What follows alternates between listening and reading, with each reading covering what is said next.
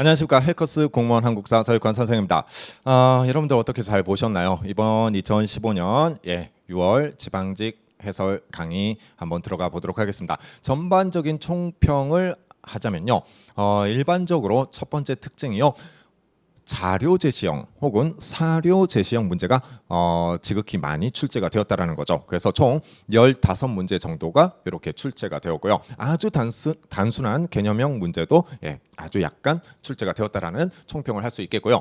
또한 더불어서 너무 힘드셨죠. 그 A 책형을 보시면요. 19번 문제 같은 경우는 이런 것까지 공부를 하신 분이 얼마나 있을지 조금 의아하고요. 그다음에 맞추셨다 하더라도 어떻게든 뭐 이렇게 선지를 골라서 정확하게 알고 맞춘 분은 드물이라 이렇게 생각이 듭니다. 그래서 19번 문제를 약간 제외하고 나서는요. 결국 95점이 만점이 되는 것 같고요. 왜냐하면 19번 문제는 어떻게 해결 방법이 없더라고요. 이게요. 제 입장에서도 지금 여기 이제 해설 강의를 하면서 단순하게 나열뿐 시킬 수 없는 그런 안타까움이 있는 문제였고요. 그래서 오히려 변별력은 완전히 뭉개졌다 이렇게 보시면 돼요. 재수가 좋은 사람들이 이렇게 맞췄다. 보시면 되겠고 19번 문제는요.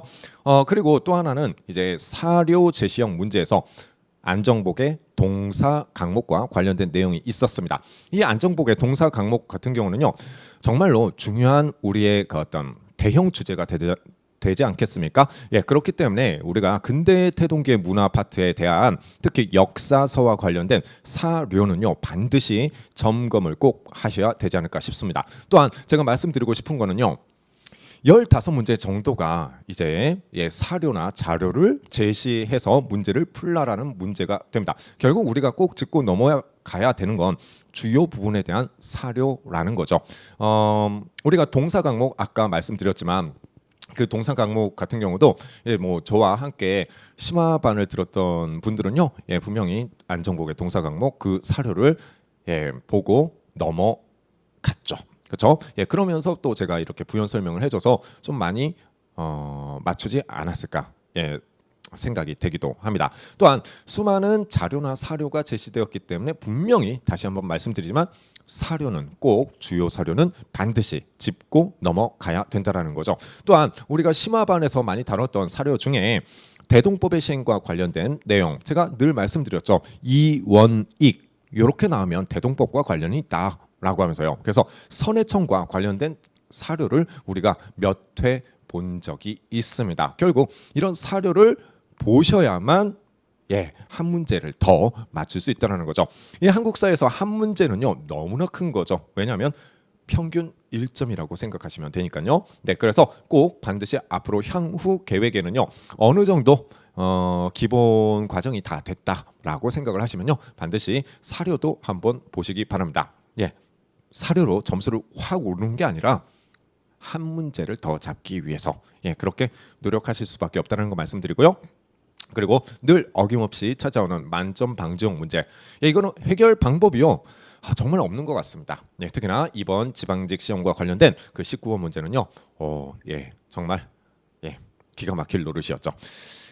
요 정도로 이제 그 총평을 말씀드리고요. 바로 1번부터 들어가 보도록 하겠습니다. 보도록 할게요. 자, 먼저 1번입니다. 기업 국가에 대한 설명으로 옳은 것을 고르시오. 이건 뭐 제가 설명드리지 않아도 전부 맞췄으리라 생각이 듭니다. 뭐 있습니까? 8조법이네요. 8조법. 8조법과 관련된 국가가 있네요. 몇 번입니까? 4번이죠. 중국의 한과 대립할 정도로 성장하였다. 그러면 1번을 한번 봐볼까요? 옥저와 동해를 정복하고 그러니까 얘네들이 예속되는 곳은요. 고구려가 되는 거겠죠. 그다음에 족외혼 동해, 그다음에 사출도 이거는 삼한 지방과 관련이 있다. 그래서 몇 번입니까? 1번에 4번. 자, 그다음에 2번입니다. 이게 우리가 지금 보시면요 서울시와 유사한 문제가 나왔습니다. 그렇죠? 한번 보도록 할게요. 결국 삼국의 항쟁 과정에서는요 이런 류의 문제가 나올 가능성이 더욱더 높아지고 있다는 거 유형을 한번 인지하시면서 보시도록 하겠습니다. 여기서 보면 기억, 불교, 율령 여기에 뭐 하나만 더 들어오면 됩니까? 태학이죠. 그래서 고구려니까 언제입니까? 4세기 중반에 소수 림 왕이 되겠죠. 4세기 중반. 자, 그다음에 고국 원왕이 평양성 전투에서 전사였다. 이거는요. 엎어서 매치시켜 보면 백제 4세기 전반에 걸친 누가 되고요. 근초 고 왕이 되는 거죠. 근초고왕. 자, 그다음에 을파소를 등용하여 진대법. 여기에는요 키워드가 두 개나 나와 있습니다. 을파소 누굽니까? 고국 천 왕이 되는 거죠. 고국 천 왕. 예, 2세기가 되는 거고요. 그다음에 한성을 공격하여 함락시키고 계로왕을 죽였다. 역사는 파트너라고 말씀드렸습니다. 우리가 사료를 봤을 때도 한성을 점령하고 계로왕은 도망가고 있었어요. 장수왕이 끝까지 쫓아가서 죽이는 면모를 우리가 사료에서 살펴볼 수가 있었죠. 그러면 이거는 고구려의 장수왕식이다. 이렇게 가시면 되겠죠. 예, 자 그러면 가장 먼저 나타나는 건 고국천왕 1번이 되겠고요. 그 다음에 2번, 그 다음에 소스림 4번 이렇게 가시면 되겠네요. 디, 니, 기리, 디니, 기리. 예, 3번이 정답 되겠습니다. 여러분들 이거를요 마킹을 잘못해서 틀리신 분들이 꽤 있으리라 생각됩니다. 특히나 이런 순서 문제가 있으면요 한 번 더 검토를 해 보시는 게 더 좋지 않을까 생각이 듭니다. 너무 아깝잖아요. 다 맞춰두고 예 틀리게 된다면 예 그래서 디, 니, 기리 이렇게 가시면 되겠고요. 그다음에 3번 예, 뭐 나올 게 나온 거예요. 제가 늘 강조드리는 법흥왕이죠. 자, 볼게요. 가나사이식입니다. 국호를 신라로 바꾸고 왕의 칭호도 마립간에서 왕 누굽니까? 지증 왕이 되는 거죠. 제가 수업 시간에 늘 말씀드리잖아요. 지증 왕은요 몇백 년이다. 그냥 이렇게 가자라고 말씀드렸죠. 500년으로 가자라고 말씀드렸어요. 지증왕 500년. 우리가 기점을 잡을 수 있는 왕들이 필요하거든요. 그리고 국가적으로 보면 수나라는 600년으로 그냥 기점을 잡고요. 크게 잡는 거예요. 그 다음에 송나라는 900년으로 기점을 잡으시면 몇 세기가 뚝뚝 떨어지게 됩니다. 그래서 예, 지증왕은 500년. 그래서 6세기가 되는 거죠. 6세기 초. 그 다음에 한강 유역을 빼앗고 고령지방에 대가야를 정복하였다. 자, 누가 됩니까? 이거는 예, 진흥 왕이 되네요. 결국 요 사이 시기 지증 예, 그 사이에 누가 있습니까? 여기는 법흥 왕과 관련이 있다라는 거죠.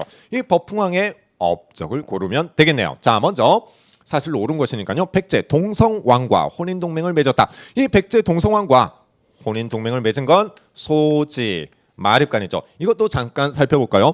이 백제는 각 수도마다 전부 신라와 동맹을 맺게 됩니다. 자, 먼저 어느 시기입니까? 한성시기예요. 한성시기 비유 왕과 그 다음에 신라의 눌지 마립간이 이렇게 동맹을 맺죠. 그렇죠? 장수왕의 남하 정책 때문에. 그 다음에 옮겼어요. 웅진 시기. 예, 여기서 보이는 것처럼 예, 동성왕과 동성 그 다음에 소지 마립관 이렇게 맺게 되는 거고요. 또 한 번 수도를 옮기잖아요. 어디입니까? 사비성이죠. 사비성으로 옮긴 왕은 성왕이죠. 성왕과 또 누가 맺습니까? 진흥 왕이 군사 동맹을 강화시키게 되는 거죠. 결국 백제는요 이렇습니다. 한성 시기에도 나제 동맹, 그 다음에 웅진 시기에도 나제 동맹 강화시키고요. 그 다음에 사비천도 시기에도 이렇게 나제 동맹을 시킨다. 결국 이렇게 종합적으로 구조화가 되어 있으면 이런 문제는 쉽게 맞출 수 있다라는 거죠. 자, 이렇게 봐셨고요. 그 다음에 김씨에 의한 왕위 계승권. 예, 이거는 뇌물이죠. 뇌물. 그 다음에 진골 귀족 세력의 반발로 노급이 부활되었다. 예, 성덕 경덕왕이 되겠네요. 경덕왕. 그 다음에 병부를 설치. 제가 늘 강조드렸던 법흥왕 병부 설치. 병부. 이 병부가 왜 중요합니까? 예, 최초로 설치된 중앙 부서라서 중요한 거죠. 그래서 나올 게 나왔다. 이렇게 보시면 되겠네요. 예, 4번이 정답 되겠습니다. 예, 많이 맞추셨죠? 자, 그 다음에 예, 4번 1970년대 시행된 정책이 아닌 것은 예, 이거는 뭐 그냥 푸시면서 웃었던 분들도 있으리라 생각이 들겠습니다. 자, 몇 번입니까? 1번 김영삼 정권이고요.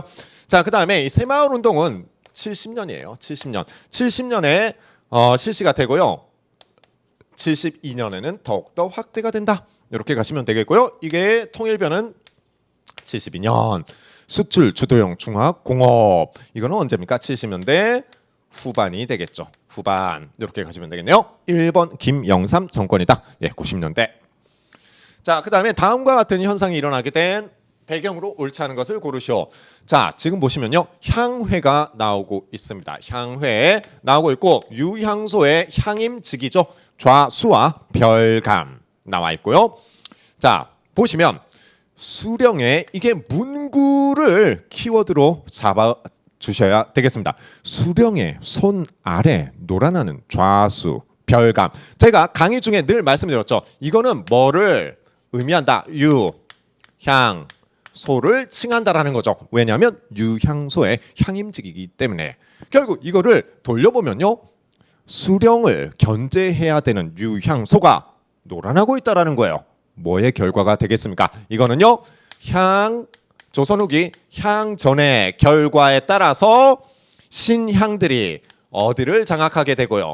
서원과 유향소를 장악하게 되면서 점차 뭐가 강화되었다. 관권이 강화되었음을 보여주는 거죠. 그렇죠? 자, 그러면 배경으로 옳지 않은 것을 고르시오. 사족의 향촌 지배력이 약화되었다. 자, 여기서 보면요. 사족은요. 제지 사족들, 구향들을 의미하겠죠. 구향. 혹은 이렇게 되는 거잖아요. 신향들도 지방관과 결탁하게 되면서 부세 자문기구로 전락하는 모습들이 나타나게 됩니다. 결국 지방관의 권력이 강해졌다라는 것은 제지사족의 힘은 약해졌다. 배경이 되겠네요. 수령과 향례 영향력이 약해졌다. 땡이죠. 관권의 강화네요. 그래서 2번 이렇게 가시면 되겠고요.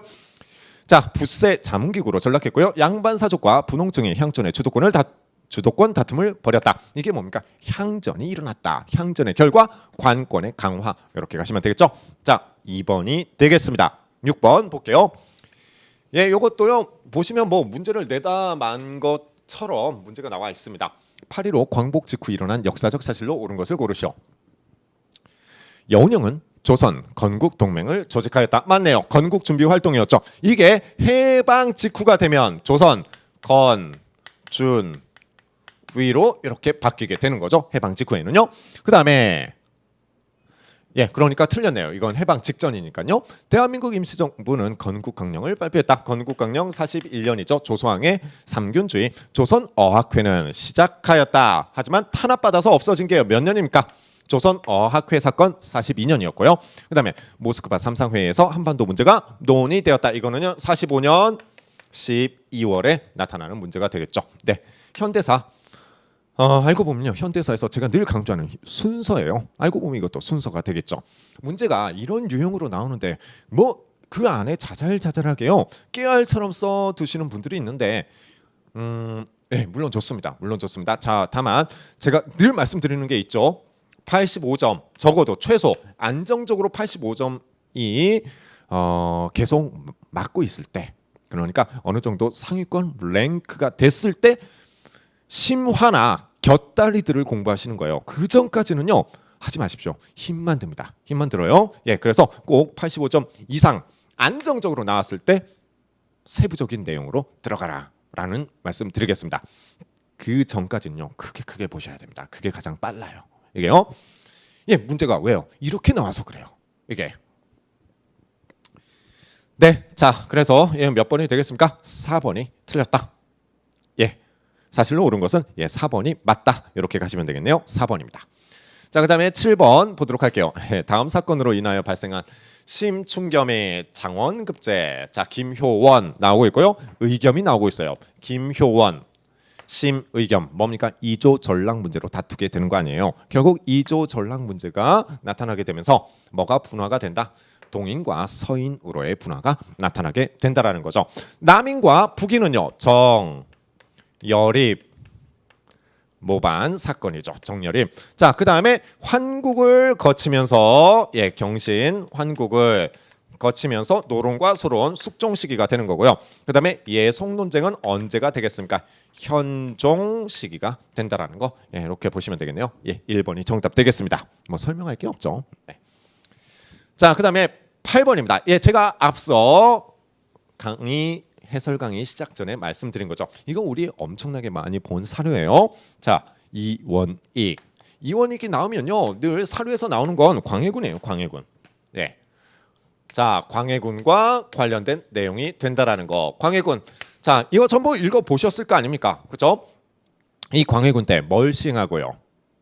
대동법을 시행하게 되는 거죠. 그러면 쌀이나 포목 같은 게 막 몰려올 거 아니에요. 그러면서 만들어진 부서가 뭡니까? 대동법을 관장하는 부서라고 보셔도 되는 거죠. 그게 선해청이 되는 거죠. 선해청. 예, 그래서 늘 이 원익은요 광해군과 매칭을 시키시면 돼요. 광해군 대동법과 매칭을 시키시면 되겠습니다. 이게 전부 사료를 한번 보고 안 보고의 차이점이에요. 이거를요 보세요. 어쨌든 맞췄어요. 맞췄죠? 물론 여기에 뭐 있습니까? 방납 이런 것들이 막 들어가 있잖아요. 그래서 대동법을 우리가 파악할 수 있습니다. 다만 시간이 오래 걸려요. 이걸 다 읽다 보면요. 그래서 한번 사료를 보고 안 보고 그래서 심화반에서 제가 드렸던 압축적인 사료 가지고 계시죠? 예, 그거를 또 한번 꼼꼼하게 좀 보시는 노력이 필요하지 않을까 생각이 듭니다. 예, 몇 번입니까? 3번입니다. 자, 그 다음에 9번입니다. 조선 후기 역사서의 일부이다. 이 책에 대한 설명. 네. 자, 이것도 뭐 우리가 근대태동기 문화편에서 사료로 본 내용이 되겠습니다. 자, 여기서 보면은요, 이게 안정복의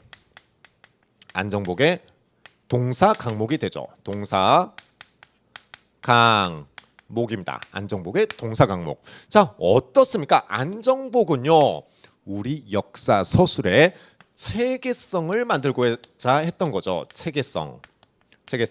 큰 뼈대. 우리 역사의 큰 뼈대를 만들려고 했던 거예요. 이게 자 그래서 어떤 뼈대를 만듭니까? 단군, 기자. 이게 한계점이었죠. 기자조선이 한계점이에요. 큰 뼈대를 만드는데 여전히 중국 중심의 4대 관점이 들어가 있다는 거죠.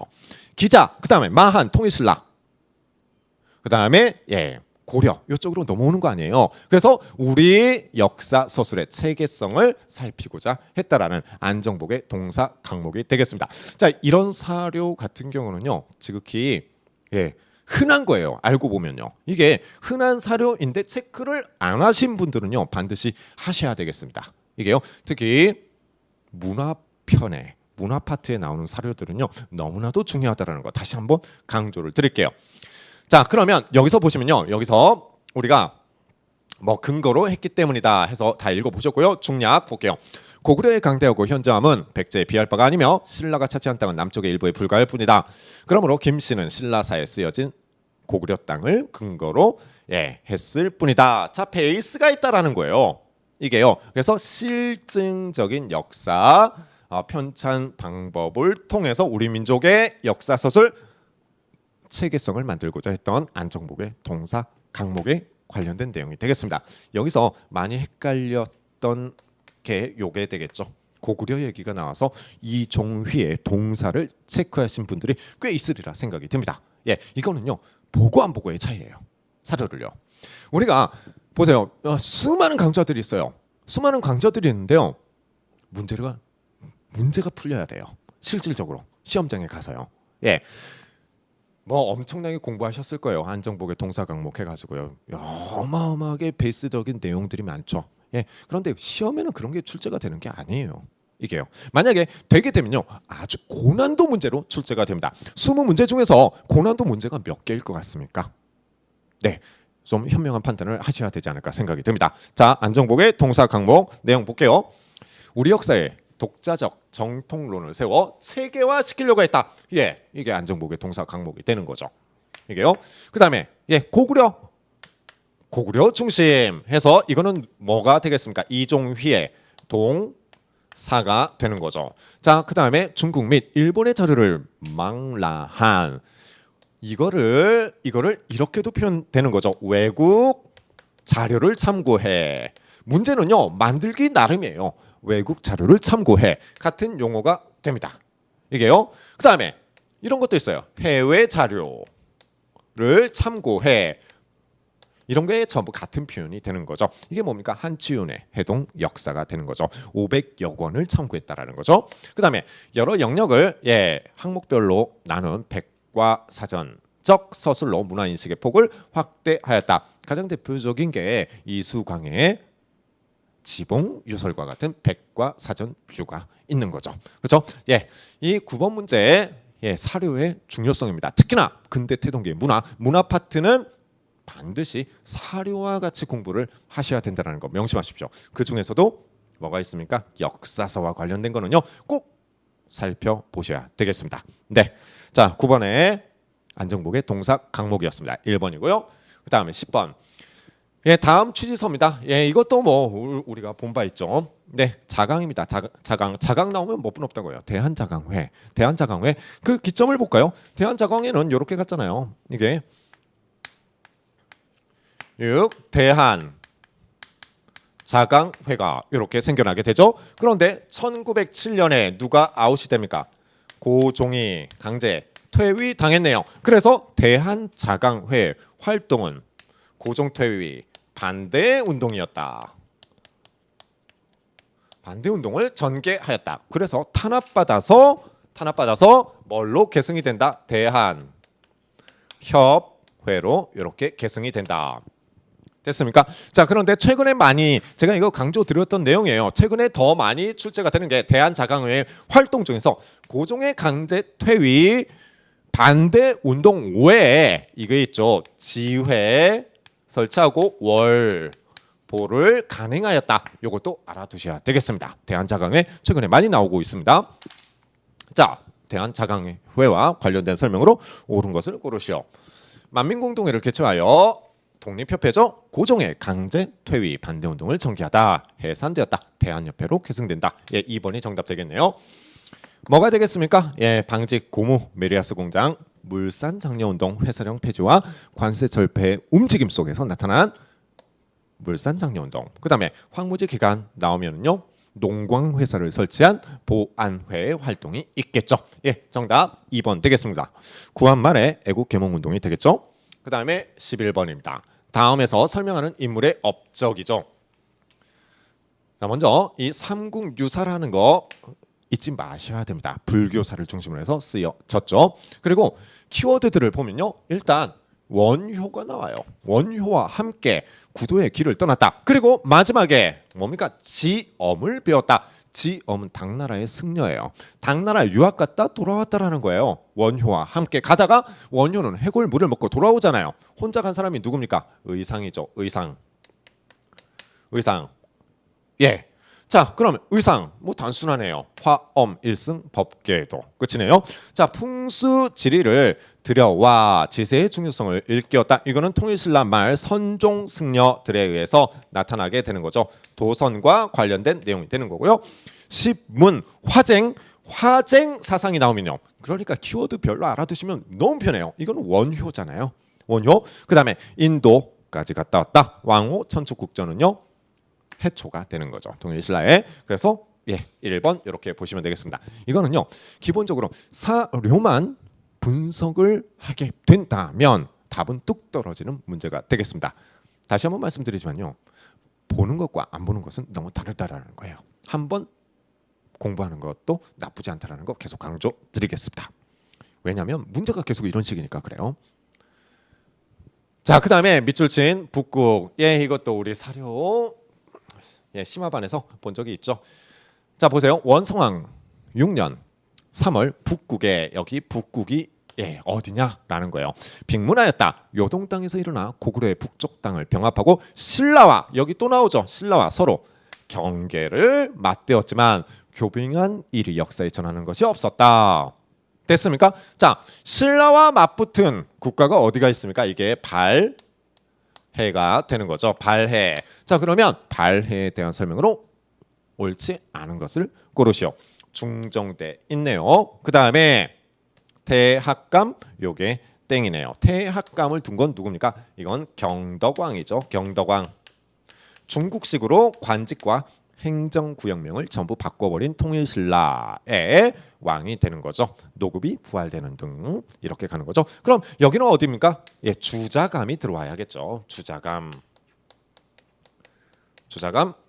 자, 그다음에 중앙에 정치 조직으로 삼성육부, 그다음에 오경 15부 62주를 두었다. 발해와 관련된 내용이다. 이렇게 보시면 되겠고요. 그다음에 처음으로 교빙을 하였다. 발해 무슨 왕 때가 되겠습니까? 발해 문 문왕 시기가 되는 거죠. 문왕은 키워드가 뭐였고요? 문왕은 당과 신라에 대한 교류가 그 키워드가 되는 거였죠. 네, 자 이렇게 보시면 되겠죠. 2번이 정답 된다. 13번입니다. 다음 왕의 재위 기간에 있었던 사실입니다. 왕은 중국에 36명의 승려를 파견하여 법안종을 배우도록 하였고 또한 재관 나오네요. 재관, 천태사 교의, 천태사 교의가 나오네요. 자 누구 때입니까? 이 재관의 천태사 교의 고려 광종 시기가 되는 거죠. 광종 시기. 제가 광종을 얘기하는 데 있어서 반드시 기억해야 되는 승려가 2명 있다라고 말씀드렸어요. 하나는 귀법사, 주지가 되는 균여, 또 하나는 재관이죠. 재관. 이 재관이 왜 중요한가? 일전의 기출문제 출제가 되어서 중요하다라고 말씀드렸었습니다. 이게요. 그래서 재관의 천태사 교의 이렇게 가시면 되겠고, 그러면 광종 시기와 관련 있는 것을 고르시오. 자 보세요. 승과 이게 광종이네요. 광종. 그리고 뭐도 실시합니까? 국사나 그다음에 왕사 제도를 이렇게 실시하게 되는 거죠. 그래서 왜냐하면 고려 광종이 뭘 실시해서 그렇습니까? 과거 제도를 실시해서 그렇죠. 과거 제도 안에 승과도 있었기 때문에. 자 그다음에 요새 백년사, 백년사 결사 이거는 무신 집권기. 무신. 그다음에 의천이 국청사를 창건하는 것을 후원하였다. 국청사 창건은요 이게 숙종 시기가 되는 거죠. 숙종 시기. 문종의 아들로서 의천은요. 그다음에 거란과의 전쟁을 물리치기 위해 2차 전쟁과 관련된 거. 자 뭐가 되겠습니까? 이거는 현종 시기가 되겠네요. 고려 현종. 네. 그래서 문제는 단순했다. 이런 자료나 사료가 제시되는 문제들은요. 파악만 된다면 정답이 쉬워진다는 장점이 있습니다. 자, 13번에 1번, 14번 보도록 할게요. 밑줄 친 그에 대한 설명으로 옳은 것을 고르시오. 그는 송악산 아래 자하동에 학당을 마련하여 낙성, 대중 해서 쭉 구제 키워드 뽑으셨나요? 구제 강연. 자, 그리고 전문 강좌를 개설하였다. 그리하여 당시 과거 보려는 자제들은 반드시 먼저 그의 학도로 입학하여 공부하는 것이 상례다. 누굽니까? 중에 구제 학당이 되는 거죠. 구제 학당. 자 그러면 그에 대한 설명으로 옳은 것을 고르시오. 구경과 삼사를 중심으로 교육하였다. 1번이 정답되는데 만약에 이게 구경과 삼사를 우리가 모른다. 그럼 이렇게 가시면 돼요. 유교적 합리주의 사관 삼국사기 누굽니까? 부식이네요. 김부식. 소고법으로 가셔도 되는 거였죠. 이거는요. 유교 사상을 지국의 근본으로 삼아 시무 28조 성종 파트너 최승로. 그다음에 소학과 주자 가래를 중시하고 비판하였다. 이거는 신진사대부의 특징이 되는 거죠. 결국 남는 게 1번뿐 없었다. 이렇게 가시면 되겠죠. 참고로요. 더불어서 이 최충식의 사학 12도가 융성하게 되는 거죠. 융성. 여기에 대한 관학 진흥책이 있죠. 관학 진흥책. 진흥. 대표적인 거 조금만 볼까요? 먼저 숙종 시기가 됩니다. 숙종 시기 뭐 설치하고요? 서적포를 이렇게 설치하고 그 다음에 가장 중요한 거는요. 예종 시기가 됩니다. 예종 시기. 이때가 중요하겠죠. 전문 강좌 7제를 이렇게 집어넣게 되는 거죠. 7제 강연. 그 다음에 대표적으로 양, 현, 고를 이렇게 설치하게 됩니다. 그리고 국학으로 계층을 하게 되는 거죠. 국학으로. 그 다음에 인종으로 가볼까요? 인종하면은요 누가 관련이 있습니까? 김부식이에요. 김부식. 왜요? 인종식의 묘청의 서경전도운동이 일어나잖아요. 이거를 짓밟은 게 김부식이기 때문에 결국 이런 인종시기에는요. 요게 들어와요. 경사 육학입니다. 경사 육학. 이게 뭐냐? 요 7제 안에는 뭐가 있었습니까? 강, 예, 제가 있었죠. 무예와 관련된 수업이 있었다라는 거예요. 강좌가 있었다라는 거죠. 그런데 인종 시기에는 문벌 귀족의 김부식이 집권을 하게 되면서 이런 강예제를요 폐지시켜 버린 거예요. 자 그러면 7제에서 몇 개뿐 없어요. 6개뿐 없네요. 강예제를 폐지시켰기 때문에. 그래서 우리는 그냥 이거를요 경사육학이라고 얘기를 합니다. 다른 말로 하면 뭐의 폐지? 강예제 혹은 무예제 폐지.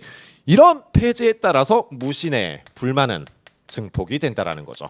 무신의 불만은 증폭이 된다. 왜? 예, 그들만의 과목이 사라졌기 때문에. 되셨습니까? 예, 기본적인 관학지능 책도 설명을 해드렸습니다. 예, 14번에 1번 최충이죠. 자, 그 다음에 15번이 되겠습니다. 15번. 1975년 서지학자 박병선 박사는 도서관에서 조선시대 도서가 보관되었음을 발견하고 그 존재를 알렸다. 1990년대 초 한국 정부가 반환을 공식 요청하기에 이르렀다. 그 결과 5년마다 갱신이 강연한 임대 반영이 되었다. 뭡니까? 조선왕실 의궤가 되는 거죠. 언제 약탈당한 거예요? 이거 어디 있었고요? 외규 장각에 있었던 거죠. 언제 약탈? 병인 양요식에 약탈당한다. 자, 어제연 광성보 전투 신미 양요고요. 그 다음에 제너럴 셔먼호 사건을 빌미로 신미 양요가 일어나게 되는 거죠. 자, 강화도 약탈하였다. 예, 3번이 정답 되겠네요. 그 다음에 조선이 처음으로 서양 국가와 외교 관계를 맺은 거는요. 언제입니까? 조미수호 통상조약 82년이 되는 거죠. 조미수호 통상조약. 자, 그런데 보세요. 조미수호 통상조약이 먼저예요. 82년에 이모군란이 먼저예요. 네. 조미수호 통상조약이 먼저고요. 그 이후에 이모군란이 일어나게 됩니다. 이 순서도 명심하시기 바랍니다. 처음 공부할 때 명심하셔야 돼요. 이게 나중에 사람이란 게 좀 잡기가 힘들더라고요. 이게요. 예. 자, 일단 뭐 15번에 3번 이렇게 가시면 되겠고요. 그다음에 16번. 예, 동학 농민운동 옳지 않은 것을 고르시오. 예. 요거죠. 삼정 이정청을 설치했다. 이거는 뭐 때문입니까? 진주 세도 정치하에서의 진주 밀란. 자, 진주 밀란이 일어났어요. 일어나면서 안핵사가 파견이 됐죠. 안핵사는 밀란 조사관이라고 말씀드렸어요. 박규수가 파견이 되면서 삼정의 문란을 고쳐보겠다. 삼정 이정청을 설치했으나 효과가 없었다. 그래서 임술농민봉기로 확 더욱더 번져 버리게 된다. 예, 이거는 세도 정치와 관련이 있다. 이렇게 보시면 되겠네요. 예, 2번이죠. 2번. 너무나 단순한 문제였습니다. 자, 그 다음에 17번 볼까요? 17번. 예, 1920년대 산미 증식 계획입니다. 20년대 춘궁 퇴치 자력 갱생. 예, 보릿고개 넘겨줄게라고 다독여 줬던 게 뭡니까? 1930년대 초반에 농촌 진흥 운동이죠. 자, 쌀 잡곡에 대한 배급제도. 제가 늘 말씀드린 공부는 그렇게 하시는 거예요. 어떻게 해요? 공출, 배급, 세트잖아요. 뭐 이후 국가총동원령 이후가 되는 거죠. 국가총동원령 이후. 국가총동원령은 몇 년이고요? 38년이죠. 그다음에 소작농을 보호한다는 명목으로 소작조정령에 이게 32년의 일이 됩니다. 32년 소작조정령. 이게 뭐가 있냐면요. 당시 지주가 있고 소작농이 있잖아요. 지주의 권한이 워낙 셌기 때문에 다른 말로 하면 소작농의 권한이 없었던 거예요. 지주가 나가라 그러면 나갈 수밖에 없던 구조죠. 그래서 농경지 같은 경우는요. 소작농의 권리를 보호하기 위해서 소작조정령을 발표하게 되는데 일반적으로 3년을 기준으로 삼습니다. 3년 계약 기간 동안은 소작농을 보호한다라는 명목으로 만들어지는 게 소작조정령과 같은 내용이 되는 거예요. 그만큼 소작쟁이가 많았다라는 내용이 됩니다. 그래서 30년대 소작농을 보호하고자 하는 그런 소작조정령. 자, 그런데 문제가 있어요. 이거는요 워낙에 소작쟁이가 많이 일어나서 좀 뭐라고 해야죠? 눈 가리고 아웅 형식으로 진행이 되는 게 소작조정령이다. 자, 그다음에 뻔하죠. 답은요. 일본의 식량 문제를 해결하고자 실시하였다. 이게 맞네요. 예, 4번이 산미 증식계획과 관련된 내용. 자, 우리 소작농들은 뭘 부담했어야 됐겠습니까? 수리조합비를 부담할 수밖에 없었다. 공부하는 방법에서 산미 증식 계획이 나오면요 늘 따라붙는, 그러니까 자료가 제출이 되면요 늘 따라붙는 내용이 있어요. 그게 산미 증식 계획과 수리조합비예요. 수리조합비. 같이 매칭을 시켜서 공부를 하시면 훨씬 더 문제 푸는데 용이하겠습니다. 문제를 풀 수 있어야 되는 거죠. 결국은요. 이게요. 우리가 지식을 탐구하는 게 아니기 때문에. 그다음에 다음 법이 공포된 이후 나타난 일제의 지배 정책입니다.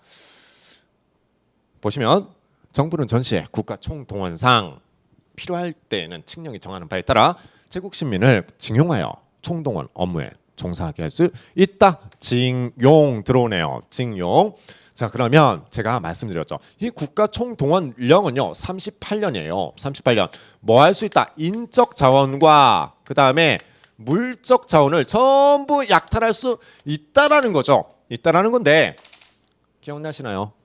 인적 자원, 사람이 끌려가는 건 전부 몇 년대가 됩니까? 이게 40년대예요. 40년대. 자, 뭐 남아 있는 게 있어야 물건을 가져갈 거 아닙니까? 그래서 소뚜껑까지 다 가져가고 남아 있는 게 몇 분 없어요. 몸뚱아리예요. 몸뚱아리. 이때 40년대가 되면 학도병, 징병, 징용, 정신대 이렇게 끌려가게 되는 거죠. 자, 사람이 끌려가는 것은 몇 년대다? 40년대다. 자, 40년대 애국반 맞네요. 그다음에 창씨 개명을 시행하였다. 몸빼. 그다음에 토지 소유권 나오네요. 자, 어쨌든 국가 총동원령 이후라고 생각하셔도 되겠습니다. 뻔히 그냥 나오네요. 전국적으로 토지조사 사업. 이거는 1기 때 약탈이 되는 거죠. 토지 약탈. 그렇게 보시면 되겠고. 자, 그래서 이거 틀리시면 안 되죠. 만약에 이게 틀렸다면요. 어떤 면에서 틀렸냐면 아마 너무 많이 공부하셔가지고 머릿속으로 착각을 일으켰을 가능성이 높습니다. 만약 그런 분이 있다면요. 한 번 더 기본만을 조금 더 정리를 하셔야 될 필요성이 있다고 분명히 말씀드릴게요. 왜요? 문제 수준 보시면 아시잖아요. 기본에서 기본적으로 많이 출제가 된다라는 거예요. 난이도 있는 문제는 몇 개가 안 된다라는 거죠. 기본에서 틀려버리면 이거는 마이너스 5점 문제가 아니에요. 이건 10점짜리예요. 10점이면요 안 됩니다.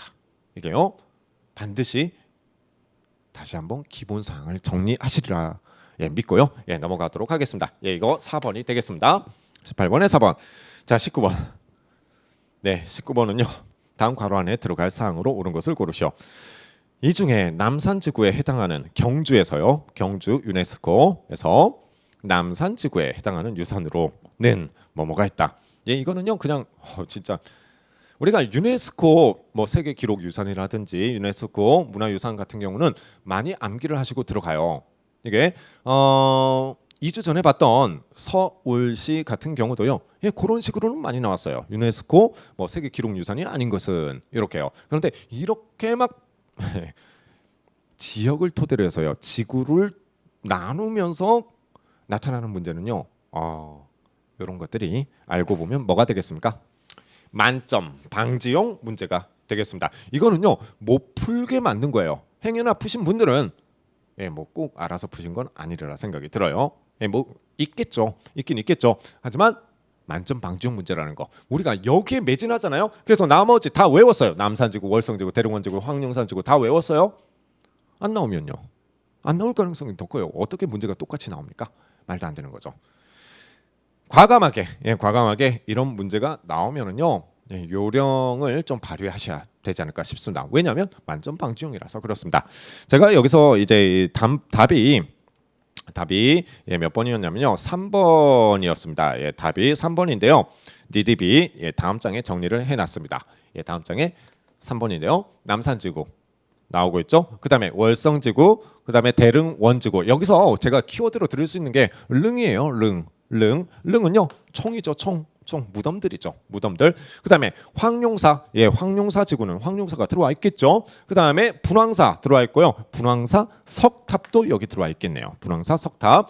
그 다음에 산성이에요. 말 그대로 산성입니다. 산성. 산성. 이렇게 가는 거예요. 이게요. 뭐 제가 해드릴 수 있는 게 요것뿐 없어서 아쉽습니다. 문제 자체가 너무 어렵고요. 혹시 경주에 사시는 분들은 이렇게 좀 잘 맞추지 않았을까? 아무래도 지방직이다 보니까요. 좀 그렇게 나오지 않았나 생각이 듭니다. 네, 이 문제는 만점 방지용이라는 거 다시 한번 말씀드릴게요. 여기서 제가 그냥 큰 키워드들만 이렇게 보여드렸습니다. 20번 마지막이 되겠습니다. 이 전시과 제도와 관련된 내용이 되겠습니다. 가나다 전시과 보시면요. 가는 개정 전시과죠. 개정 전시과. 그 다음에 가는 시정 전식과 그 다음에 개정 목종 때 개정이 되죠. 그 다음에 문종 때 경정 전식과 이렇게 나눠지게 된다라는 거 말씀드렸는데 제가 늘 강조를 하잖아요. 나는 진짜 이 전식과 제도가 잘 이해가 안 간다. 그럼 뭐 빼자고요. 네, 시정 전식과를 빼고 생각하자라고 말씀드렸죠. 왜냐하면 시정 전식과가 뭡니까? 그냥 관직 등금에 뭘 반영했다. 인품 이거는 너무 쉽잖아요. 이게 그러니까 정 헷갈리시면 시정 전식과를 빼고 생각하자라고 말씀드렸어요. 이렇게 빼자. 그래서 둘만 보고 한번 생각을 해보자라는 거죠. 자, 생각 한번 해볼까요? 개정 전식과 목종식이 그죠? 그 다음에 문종식이 이렇게 나눠지게 됩니다. 가장 대표적인 양식이 있겠죠. 그게 뭐냐면요. 이렇습니다. 전, 현, 직과 관련된 내용. 자, 어떻습니까? 전, 현직을 우대한 거는 개정전식과죠. 전, 현직을 같이 주고 현직을 우대한 거는 개정전식과. 그런데 이 경정전식과는 어떻게 됐어요? 전직이 없어지잖아요. 현직에게만 부여를 했다. 이렇게 가는 거고요. 토지 부족 때문에 둘만 놓고 보는 거예요. 둘만. 그 다음에 가장 제가 라이브 특강 때도 했던 한외과 문제예요. 이거는 뭐 거의 전식과가 나오면요 늘 나오는 문제예요. 한외과. 자, 이 한외과 같은 경우는 설치가 돼야 폐지가 되는 거죠. 그래서 개정전식과 때 뭐가 되고요? 설치가 되고요. 경정전식과 때는 뭐가 됩니까? 이게 폐지가 되는 거죠. 이거 대형 주제라고 말씀드렸어요. 한외과 설치 폐지. 자, 그 다음에 군인전 봐볼까요? 군인전 두 개만 보시는 거예요. 계속 군인전 만들어지고요. 지급이 되고요. 그 다음에 무관의 대우 상승 이렇게 가게 되는 거죠. 우리 이 시험 문제에서는요 이제 별사전과 같은 내용이 나오고 있습니다. 별사전 뭐 승직에 있거나 그 다음에 뭡니까 승직에 있거나 그 다음에 뭐 풍수지리와 관련된 그 사람들에게 지급됐던 이런 별사전이 있겠죠. 이게 경정전식과 때 나타나는 내용이 되겠는데 그러면 볼게요. 가, 시정, 개정, 경정 이렇게 이행이 되면서 보도록 하겠습니다. 먼저 기억 가. 이거 시정이죠. 시정전식과 관품과 함께 인품도 고려되었다. 시정전식과는 이것뿐 없어요. 이것뿐요. 그러니까 공부할 때 헷갈리시면요.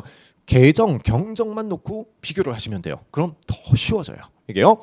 한외과가 소멸되었다. 나가 뭐였습니까? 개정이죠. 만들어져야 소멸되는 거예요. 한외과가 소멸이 되는 것은 언제라고요? 이거는 경정전식과다. 그 다음에 승인과 지리업에게 별사전이 지급이 되었다. 이게 경정전식과가 되는 거고요. 그 다음에 가에서 다 이 다가 이제 경정이니까요. 경정 문종식이 그다음에 가에서 다 경기 8현에 하나에 지급되었다. 아니죠. 과전법은요. 전국의 토지를 중심으로 지급이 됩니다. 이런 것들은 경기 8현 같은 경우는요. 녹과전이죠. 녹과전과 관련이 있다. 그래서 어떻게 되는 겁니까? 정답을 보시면요. 옳은 것을 모두 고르시오. 기억과 디귿, 기억과 디귿 2번이 정답이 되겠네요. 전식과 제도 꼭 잡으셔야 됩니다. 특히나 한외과 잡으셔야 돼요. 미묘한 움직임들이 있어요. 전식과에서는요. 그래서 너무 헷갈릴 때는요. 세 개 중에 잘 나오는 거 두 개만 뽑아서 보시면 돼요. 되시겠습니까? 자, 그래서 지금 우리가 지방직 문제를 한번 해설을 해봤습니다. 여러분들 그 앞으로 공부하시는 이 해설을 하는 이유가 그렇잖아요.